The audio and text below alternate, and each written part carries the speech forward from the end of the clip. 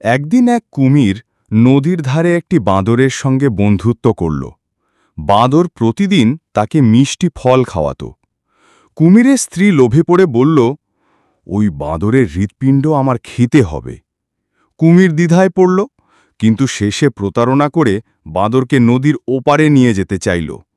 মাঝ নদীতে গিয়ে কুমির বলল, বন্ধু, আসলে আমি তোমাকে খেতে চাই। চালাক বাঁদর সঙ্গে সঙ্গে উত্তর দিল, ওহে বন্ধু, যদি আগে বলতে তবে আমি তো তাহলে হৃৎপিণ্ডটা গাছে রেখে আসতাম না। আমাকে ফিরিয়ে নিয়ে চলো, আমি নিয়ে আসি।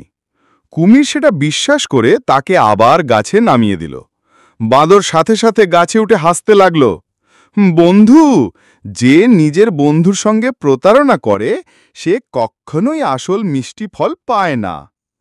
নীতি: বুদ্ধি আর চাতুরি শক্তির চেয়েও বড়।